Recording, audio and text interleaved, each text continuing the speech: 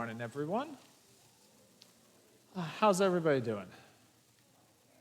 Not bad? Fair, middling, not bad. I'm actually climbing stairs, so I'm doing fairly well. Though this mic, as per usual, might drive me insane, but it's not a very long or difficult journey for me, so I think I'll be fine. But it's good to see everybody here today. I would say smiling faces, but I can't tell if anybody's smiling or not because it's 2021. So, yeah, Katie, my eyesight is not good enough to tell eyes from a distance. Like, if it's not a mouth, I can't see a thing. But it's good to see everybody. Welcome to service today. And if you would join together with me for the call to worship here in just a moment.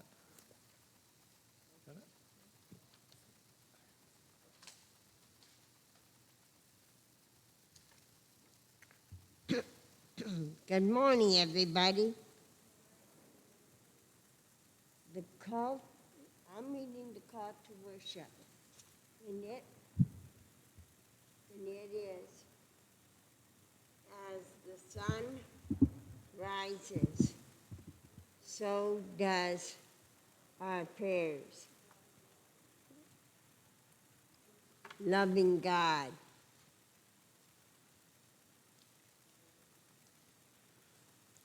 It's easier for me to read it.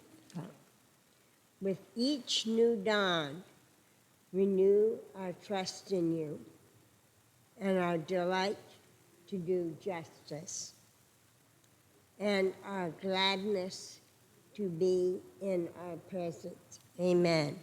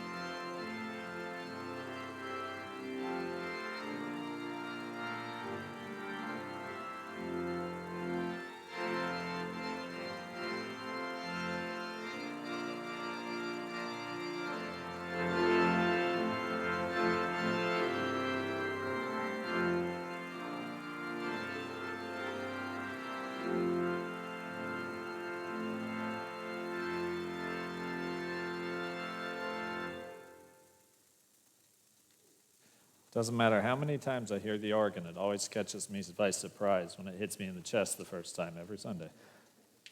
But if you could join with me now in the prayer of invocation. Lord, we come to you today offering our whole selves to you. With our prayers, we implore you. With our minds, we explore you. With our hearts, we praise you. With our hands, we serve you. With our hearts, we love you, and with our lives, we offer worship. May our offerings of praise today be holy in your sight, and may our lives this week reflect that holiness in the sight of those who see us. Amen. Pastor Brian and I are crossing our fingers and our toes. Pastor Brian and I are crossing our fingers and our toes after he texted me this week and said, the numbers are down and we might get to sing next week. So feel free to join me in that. And meanwhile, please sing in your mask the family prayer song.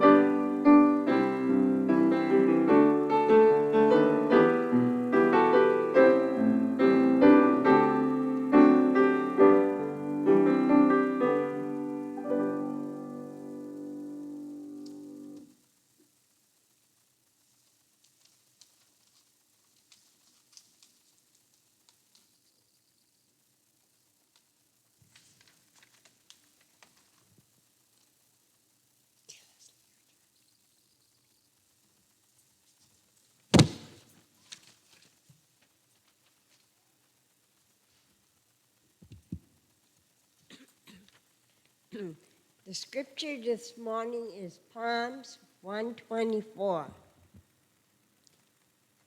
If it had not been for the Lord who is on our side, let Israel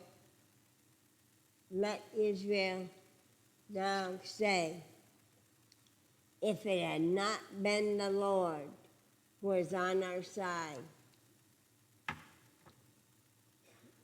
when our enemies attacked us, then they would have swallowed us up alive. When their anger was kindled against us, then the flood would have swept us away. The torrent would have gone over us. Then over us would have gone the raging waters. Blessed be the Lord who has given us prey to their teeth. We have escaped like a bird from a snare of flounders. The snare is broken, and we have escaped. Our help is in the name of the Lord, who has made heaven and earth. The word of God for the people of God. Thanks be to God.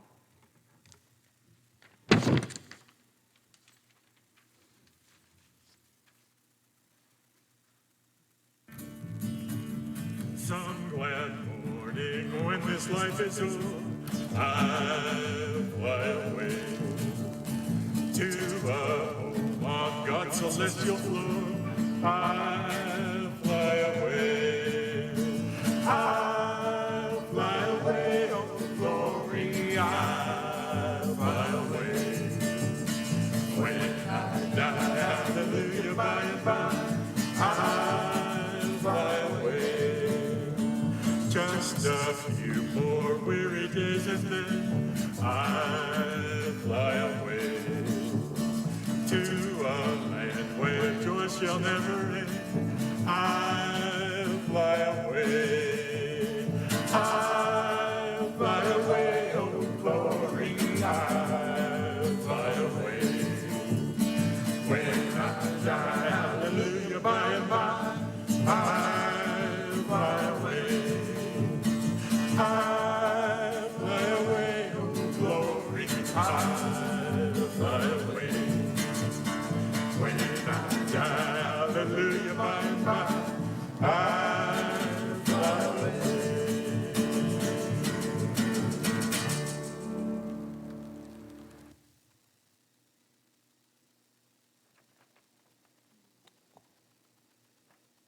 I love that song.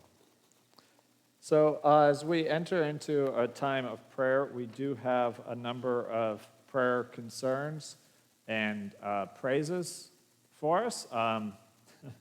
Judy Bravo with her elbow surgery, that the surgery appears to be successful, but the recovery process appears to be long, as expected. So for continued healing of her body and continued strength to her mind as she has to deal with being sedentary for more than she wants to be, and the struggle that is. So for that, we say, Lord, hear our prayers. We also want to continue lifting up Vicky, who is here and has not broken anything this week. So way to go. Love you, honey. That's an excellent job.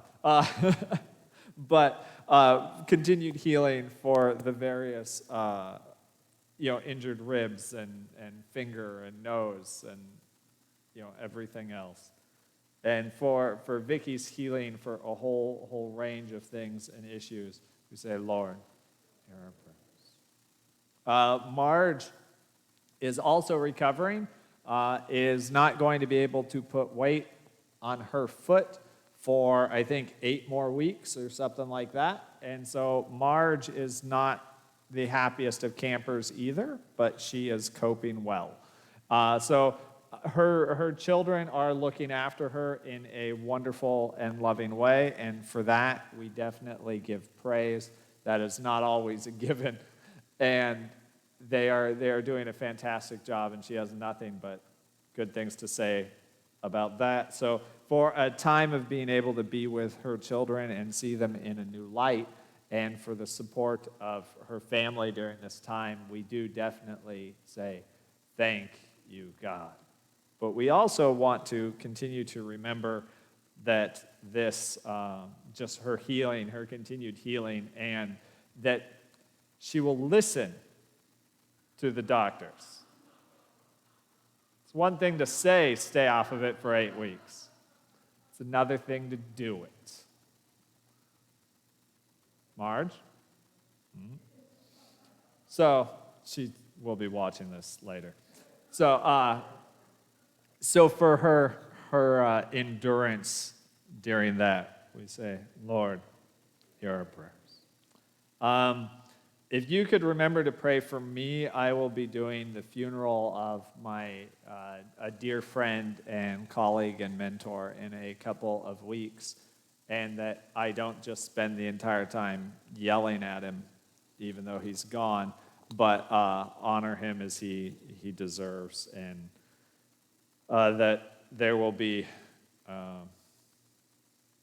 safety for all involved, considering it will be a very conservative gathering, and the safety precautions might be lacking in some ways.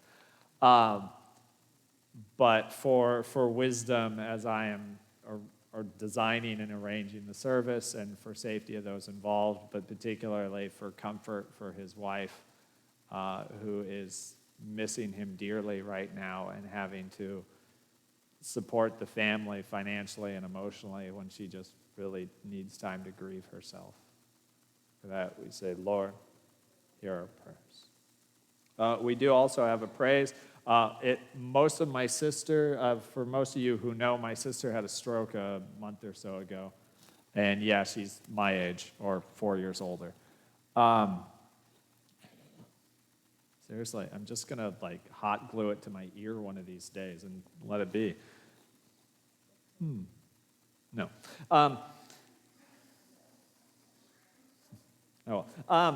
But she is recovering well from her stroke. Most of the effects of it seem to have been temporary. She's dealing with some slight weakness and lack of coordination and use of her left arm. So continued prayers for that, but a big praise that the vast majority of the issues appear to be fading away over time. And for that, we definitely say, thank you, God. Now, am I missing any others that we need to lift up today? Sorry, what, Katie? Oh, Larry, yes, thank you. I just skipped right over. My apologies. Yes. So, and to the best of my knowledge, they still don't know why or what was truly causing, but for continued healing for it, that the antibiotics continue to work, that the healing progresses and is complete and swift, finally. Say, Lord, hear our prayers. Anything else? All right. Well, good. That's fairly tame week this week, all things considered. So we do want to also lift up Sheila's family and Jocelyn and her kids as they are also mourning the loss of yet another family member and close friends. So they've had a rough year on the losses. And so for support and for comfort, yet again, for an understanding, but more than that, for a sense of God's presence and love, and that this may continue to bind them as a family together as they learn to rely on each other for support. We say, Lord, hear our prayers. Okay. Now, if you will join me with a time of quiet reflection and individual prayer for a little bit, and then I'll close us.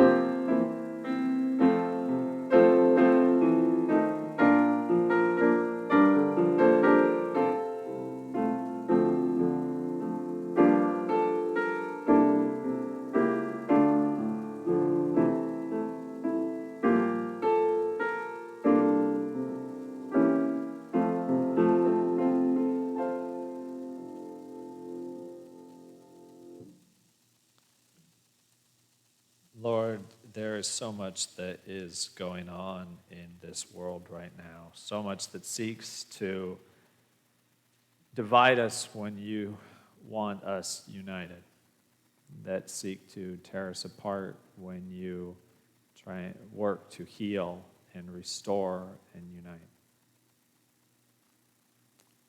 Lord, forgive us for when we are part of the problem, when we are tearing down instead of building up, when we are distancing ourselves instead of drawing close,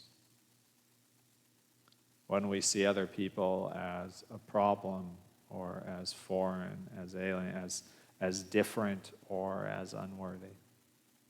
Forgive us. Teach us to see others as you do. Teach us to see the most frustrating people in our lives still as created and beloved children of you. Let them become so with us.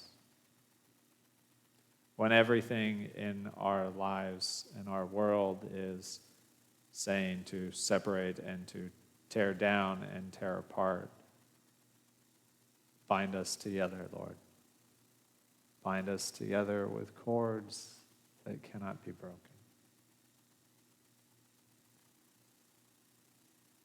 We come to you today knowing that life is uncertain, knowing that being here in this room or coming online is not going to fix every ill that we face, let alone every ill that the world faces. But we come here so that you can mold us once again, bit by bit, more into the people that you designed us to be, that you intended us to be. Lord, teach us so that we may rub off on each other, so that the holiness that you have put in each of these people might rub off on me, and vice versa. That together we can look more like your beloved creation, more united and a witness to the fallen world, and less like squabbling babies. Because in our worst days, Lord, I think that's very much how you see us. But we know that you meant us for more than that. Let us know your love fully and show your love fully to each person that we encounter. Together we pray a prayer that has always united us across countries and across centuries, languages and nationalities. Our Father, who art in heaven, hallowed be thy name. Thy kingdom come, thy will be done, on earth as it is in heaven. Give us this day our daily bread, and forgive us our trespasses as we forgive those who trespass against us. Lead us not into temptation, but deliver us from evil. For thine is the kingdom, and the power, and the glory forever. Amen.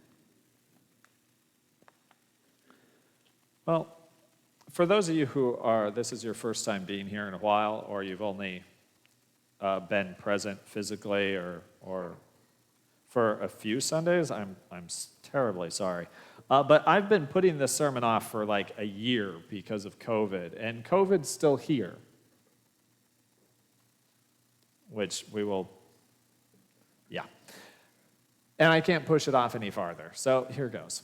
I am afraid of failure, like absolutely terrified of it. It colors almost everything I do. It is one of my biggest weaknesses in life. It prevents me from starting half of the things that I think that I should be. Growing up, everything came fairly naturally to me, fairly easily. And so long ago and far away in a different galaxy in life, it seems, I used to pride myself on never having failed at something that I really threw myself into. Now, what I didn't realize at the time is that that naturally led me to avoid anything that I might have a chance at failing at. Hey, Uriel, could you turn it down just a notch? It's just a little vibrantly. Once I start preaching, it starts getting a little. And I don't know. This might be a preaching Sunday, or it might be a crying Sunday, or it might just not. I don't know. We'll see. But what that meant is that I ended up avoiding so many opportunities because I might have failed at that. And over time, that built up a serious fear of failure. Even though at this point of my life, I could count the number of times I have spectacularly failed at something, I don't even know how many. It's ridiculously vast number. But that instinct apparently is still ingrained in there deep somewhere. If I could find it and root it out, I would. This is a fairly common fear, too, I've found. Every church that I have ever been a part of in my entire life has struggled with it to some extent. As soon as giving is down or an important family moves away or numbers drop, fear appears. Have we failed? Are we about to fail? Has God turned God's eye away from us? I've been hearing this fear a lot on the national stage the last few years. Maybe you have, that Christian leaders worry because Christian dominance in the politics and social life of the country is waning. Have we failed? But the strange part about this is that Christianity has never had to protect itself from failure. Throughout history, the danger to Christianity has always been success. For its first 300 years, Christians lived as vibrant examples of radical love who were going to be executed almost any day. Until they became the official religion, and suddenly they looked just like everyone else. Pagan temples to Zeus became cathedrals to the Lord legitimately overnight. And deacons of one just became deacons of the next. And we wonder why some of our customs are a little weird. Christianity struggled as a result, desperately lost its way for centuries. Monks reformed the church in the Middle Ages, revitalizing it with simplicity and poverty, of a radical life lived in obedience. And they encouraged so many rich nobles with their examples to join their movement that they became rich. So rich, in fact, that Martin Luther split from the Catholic Church primarily over the issue of the church seeking wealth through indulgences because they had gotten used to success. American churches began really struggling, not when they were ignored or when they were poor or when they were struggling to carve a place for them out of the American wilderness, but when they got political might and power. Time after time, the church has been a powerful force, so strikingly different from the surrounding culture that the culture just kind of instinctively edges toward us because it is attractive. It is something they don't know and haven't seen. But soon, when they edge close enough to us, it starts to become hard to tell culture from Christian. And we can blend in if we're not careful until we disappear. Until we assume that culture and Christian is the same thing and we get drowned by 1,000 cultural weights that we didn't even realize we needed to cast off in the first place. The truth is that faith survives hardship and failure very well. It rarely survives success intact. Even in Scripture, that's true. The wealthier Abraham got, the worse he behaved. David was a holy man in his early years, brought the culture back to the worship of God, and the more powerful he got, the worse he behaved. The less he served God. The more he assumed that what he wanted naturally was what God wanted. Joseph, Jacob, almost all of the Israelite kings and the early Israelites themselves, the more success they got, the worse their faith. There's a king, Omri, that's mentioned with 2 verses in the Old Testament.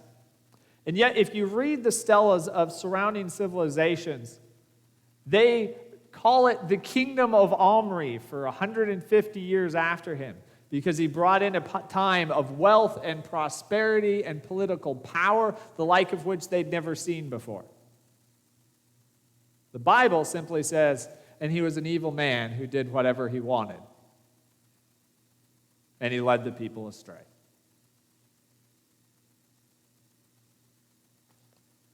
And yet so many people today still chase numbers and cultural success like it's the magical key to faith.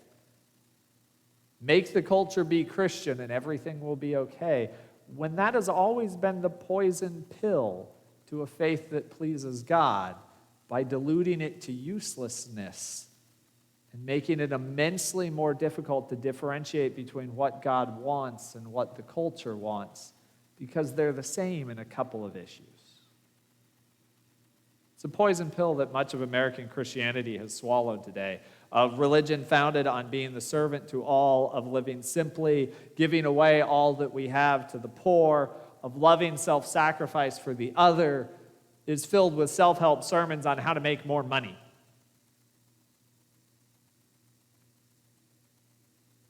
Somehow, our leaders court political power nearly as a form of worship, and there are denominations that spend more money on their advocates in Congress and their political action committees than they do on mission. The average church spends most of their money on themselves, and some churches, all of it. And as Christian people, we seek wealth and material things as much as the next person. We buy so much junk it clogs our lives and our houses. We have blended in. We have sacrificed Christian principles for cultural goals because we have forgotten that they are different. I think a perfect example of this was in 2012, Republican presidential primary. A shadowy group of Christian leaders, which includes representatives from almost all major denominations, all major authors, huge, huge group, met in Vegas to decide who they would throw their weight behind in the 2012 election. And these are the most conservative Christian leaders in the country. And they had the choice between an ordained Baptist minister with a clean record and a devout faith, or a man that they thought was a heretic and that some of whom had proclaimed personally to be a spawn of Satan. Any guesses which one they chose? They decided to go with the spawn of Satan because he had more money and a better chance to get elected. And things that were supposed to be deeply held convictions just went washing down the river of expediency. The chaos of churches being political mouthpieces today, of Christians supporting horrible people for the sake of political will and success, of rampant selfishness and demanding that our personal rights be recognized rather than looking out for one another. None of that is new. None of that is anomalous. It is the natural progression. It is to be expected. We have blended in too often until, for many cases, there's a veneer of Christianity lying very shallowly over a default American. Or even worse, to many people, our Christian identity is subsumed to be just part of what it means to be American. Nothing more. But God's people were meant to stand out. That's why circumcision was such a big deal in the Old Testament and why it didn't matter in the New. That when God first spoke to Abram about being circumcised, it was because he had promised that Abram and his descendants would live in the land of Canaan, a land where the primary religion, and this is why the kiddos disappeared, was centered around sex as an act of worship. Church would look a little different. They regularly, we don't need to get into that.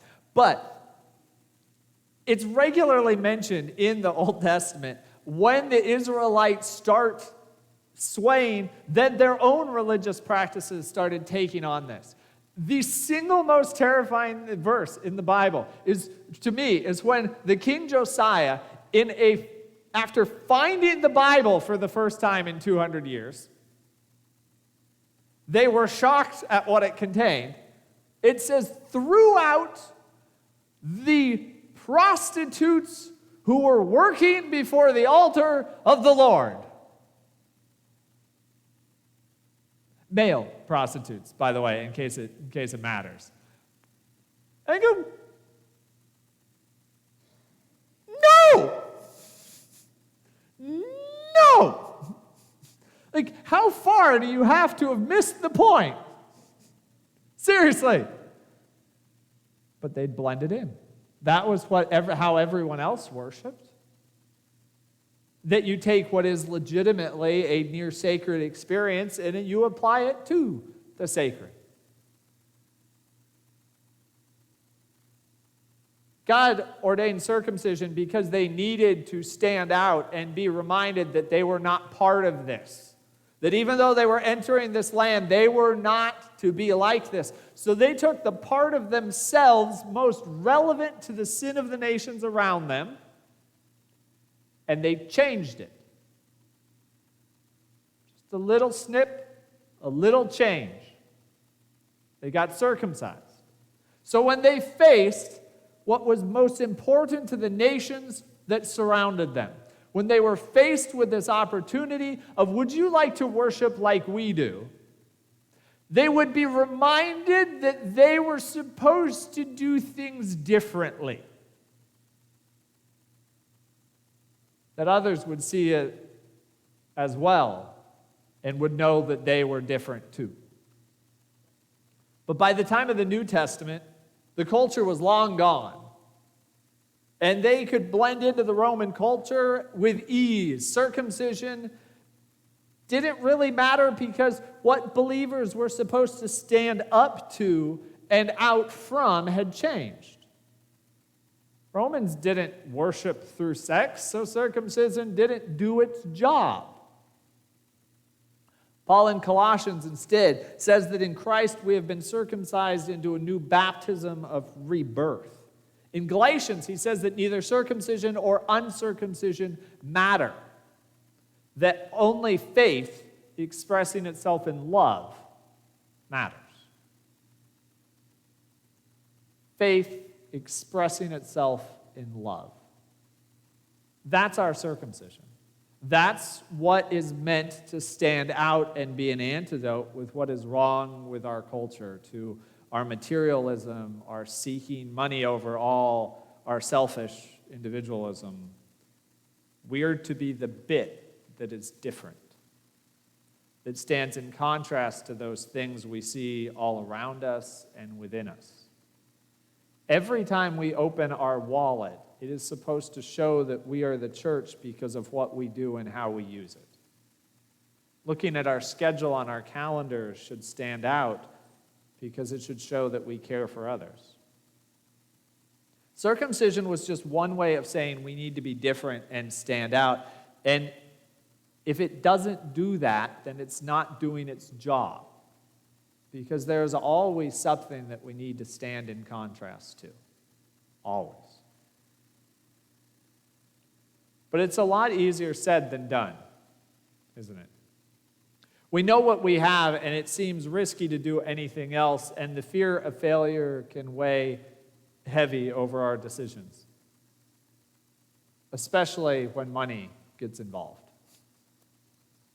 When it ties so closely to what our culture says is valuable, suddenly it's a lot harder.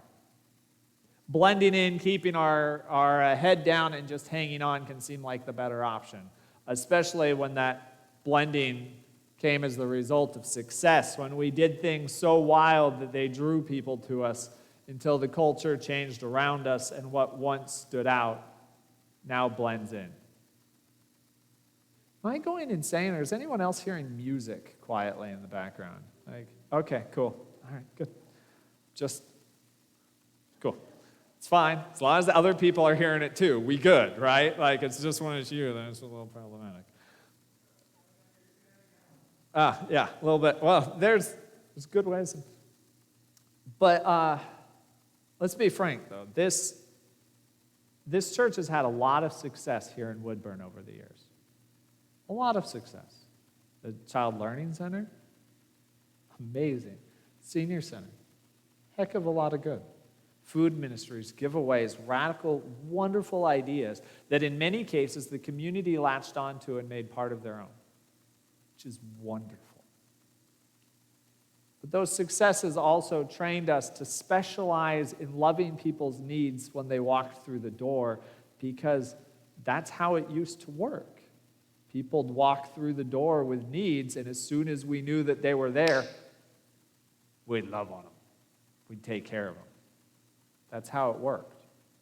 And I have seen all of you meet need after need and love on people as they come in the door in some truly spectacular ways. But people with needs don't often walk through the church doors anymore. What was radical faith expressed through love began to blend in over time as the community accepted and took hold of many things. And we are feeling the success of the effects of our successes from decades ago. As today we are smaller and older than we have ever as a church been. And as numbers decline and the finances do too, the temptation is to shrink within ourselves, to spend money on keeping the lights on, to avoid anything that strikes a failure for as long as possible. And that fear encourages us to sit and wait and hope that things change, to blend. In a few weeks, we'll be launching a pledge campaign to see where we stand financially, because quite frankly, over the last year and a half, we don't have a clue where we stand financially, and it's a little hard to plan if you don't. All right? But here's the situation at the moment. Right now, we need $15,000 a month to keep the lights on and food on my table. About $3,000 of that comes from renting out the building to various groups, mostly religious groups, and we're working on increasing that. But that means $12,000 a month at the moment needs to come from pledges, and we've been averaging around $8,000. Okay, so we've been consistently short for the last year by about $4,000 a month needed to keep the lights on. Now, fortunately, we have a foundation that currently has a little over $500,000 in it, and that's making up the difference. But at this rate, the foundation will run out in about 9 years. Okay? If giving continues to drop, stock market goes up, about 9 years, 10 years, we'll be out. Now, we stand at a crossroads as a local church. The temptation for many, and certainly for myself, is to hold out as long as possible by turning inwards, by looking after our needs first, to cut all ministry efforts and fade into the background. In the end, become a victim to our own past successes. That's one option, and I've definitely been part of churches that do that. My fear of failure has led churches there, even in the past. Another option is that we can throw ourselves into recruiting new people. We can lean into looking like the culture. That is the fastest way to grow a church, is to lean into looking like the culture and just be a popular version of it. Be a cooler version of church, and we will get people. I can do that. I'm not particularly cool, but we can do it. I know enough people that I can fake it for a while. We can do that. We can convince people to leave their current churches, to leave their houses and come here. But to do that, we will have to be willing to change everything about ourselves, about our church, about what we love being here, and really work to become a cool, hip version of American culture.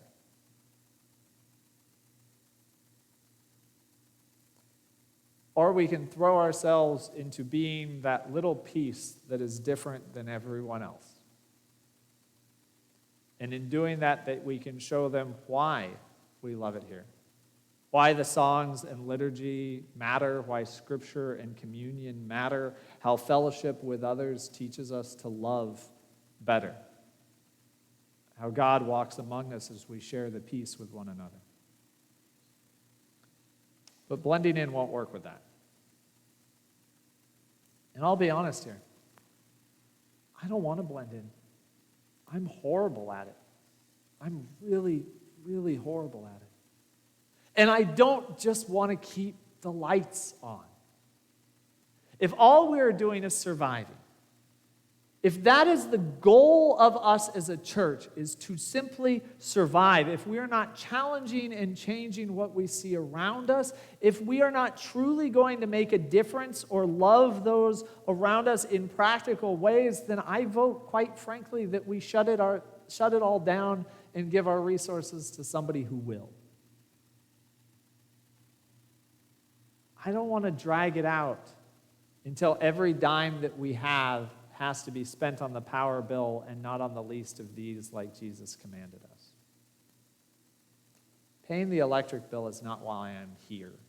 It's not why any of us are here, I hope. I mean, if it is, I can just give you the electric bill. We can make that easy. But we are here to be the circumcised body of Christ. We're here to be salt and life, to have our faith drive us to radical, sacrificial, astounding acts of love. Longevity is important, but we are not commanded to be here forever. We are commanded to use what we have been given for God's kingdom rather than our own. And while I am afraid of seeming to fail at anything, I am afraid far more of neglecting the least of these. I am afraid far more of missing God's will to serve.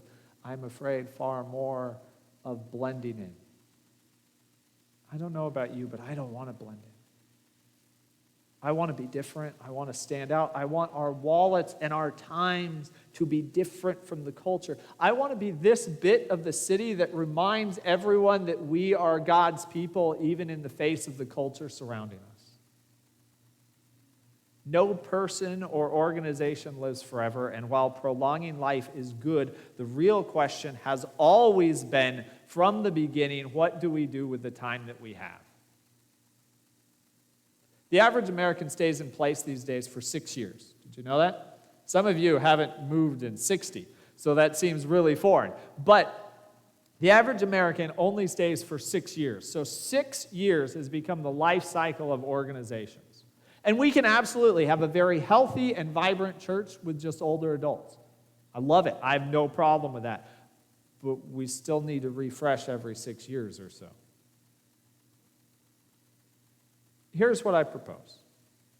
Let's each imagine that we have 6 years to make a mark on this world and no more. At the end of 6 years, what do you want to be different than it is today? Who needs your help? What do you want to leave behind you? Don't worry about longevity. If you can sustain a ministry for a moment, don't think that, about what you're afraid of failing at or whether it will work. Just think about what you cannot stand to leave unchanged and unchallenged around you right now. Because right now we are in a position financially that we can do almost any ministry that we dream of for 6 years. We have people, we have love, we have property, we have the money, we have the time. And I'm serious. Let's dream big, aim high, and open the coffers to radically love rather than self-preserve. That's what we raised the money for in the first place, isn't it? No one gave money for a utility bill. They gave money to make a difference in this community. Maybe you've been through the crippling loss of a spouse and you don't want anyone else to feel as alone as you did. Great. I know some counselors who can help with the design. Let's get a grief support group going for those who've lost a spouse. There's plenty of people that need that. Does the lack of community in the area pain you? Sweet. We can fund a monthly barbecue for the next six years. No problem. Easy. Done. Homelessness? We legitimately have the money right now to build a fleet of tiny houses to live in the back part of the parking lot, or retrofit an entire wing of this church into apartments for the homeless if we want. We've got the cash to do it. And we've got some people that are pretty skilled at writing grants if we need some more. Are you worried about kids? About creating a mentoring program or an adopt a grandparent day at the library? For me, it's soul-sucking payday loans places. And I will not leave this city without trying to set a path to freedom for those trapped by them. I just won't. What about you? What burns you up that you cannot imagine leaving this world, this city, this church, maybe even this service without taking a stab at changing? Don't worry about failure. That has never been faith's enemy. Unless it is a failure to try, a failure to be countercultural in a fallen world. None of us are guaranteed tomorrow, and none of us will be here forever. But I refuse to use everything that we have merely to preserve ourselves. I don't want to seek numbers above all else or to chase the almighty dollar to save myself. I want to build God's kingdom. I want to stand out as an example to all around us that God expects more, gives more, loves more than we assume. And if we stand out to enough people, we grow.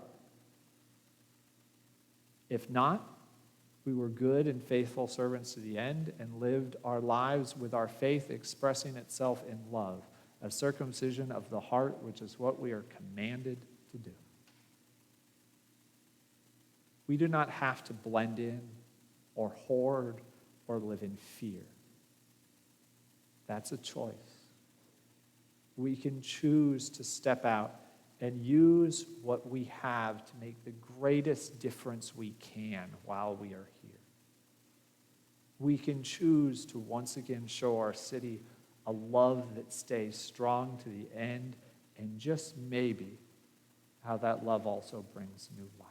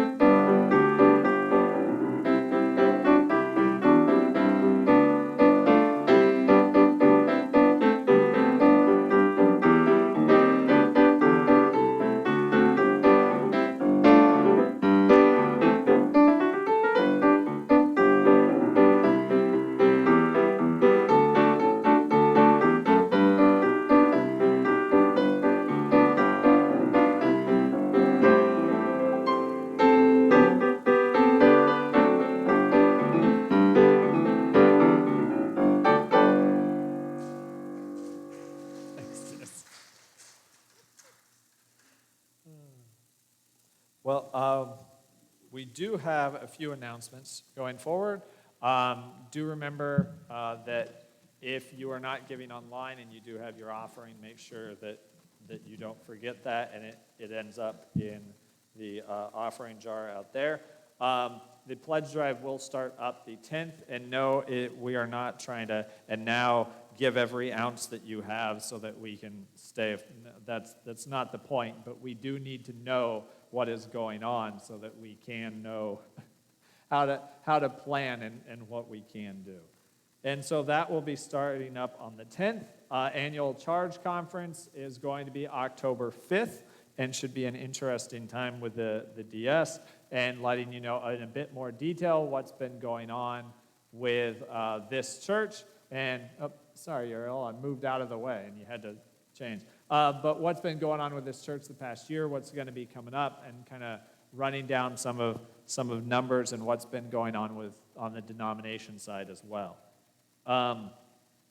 World Communion Sunday is next Sunday, which is one of the United Methodist Church Sundays of Giving. That this in particular is a Sunday that is dedicated towards scholarships and toward school for those who would not otherwise be able to participate, particularly for those around the world who have extra difficulties. If the average yearly income is $5,000 in your country, it's difficult to afford $50,000 a year for school.